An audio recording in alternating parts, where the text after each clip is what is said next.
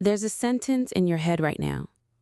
Someone said it years ago, maybe seconds, maybe decades. You didn't ask to keep it, but it never left. Why does the brain do this? Why does it archive one offhand comment forever while entire years disappear without a trace? Problem deep dive. You can forget a whole semester of school, a job, a city you once lived in, but you remember exactly how someone said, "You always do this," or "I'm proud of you."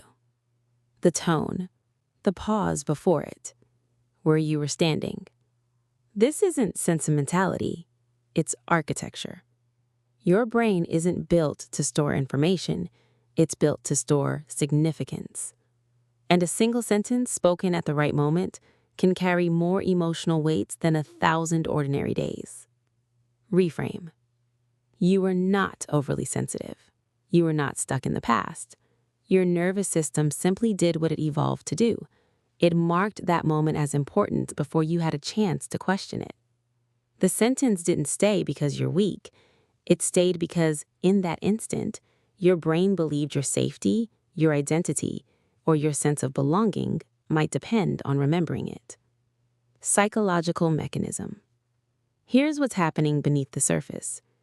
Research by neuroscientist James McGaugh showed that emotionally intense experiences activate the amygdala, which strengthens how the hippocampus stores memories.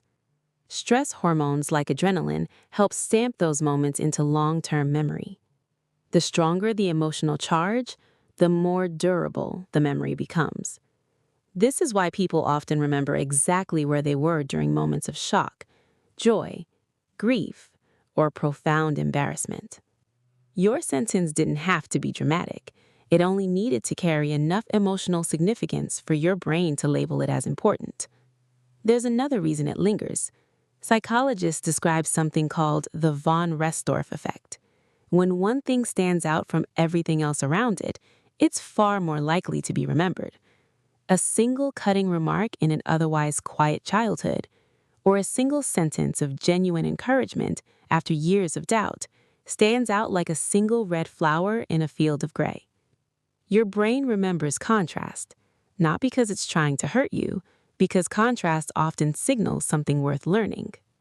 Practical framework. So what do you do when one sentence still shapes how you see yourself? 1. Remember the moment, not just the words. Ask yourself, what was I needing in that moment? Acceptance? Safety? Love? Belonging? Often, the sentence became powerful because it landed on an unmet need. 2. Separate the message from the messenger. Ask, was this an objective truth or someone else's fear, frustration, or limitation? Not every sentence deserves permanent authority over your life. 3. Let the memory update. Memories aren't frozen recordings. Every time you recall one, your brain has the opportunity to reshape how it stores it. You may not erase the event, but you can gradually reduce its emotional weight. 4. Put the memory into words. Writing or calmly speaking about painful experiences helps organize them. What stays unspoken often feels larger than it really is. What becomes language becomes easier for the brain to process.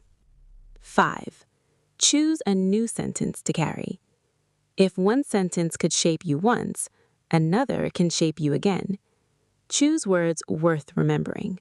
Repeat them often enough that your brain begins treating them as important too. Integration. Here's the simplest way to understand all of this.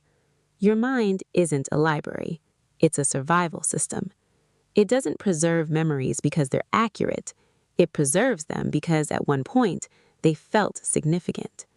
The sentence stayed, not because it was necessarily true, but because it arrived with enough emotional force to leave a mark.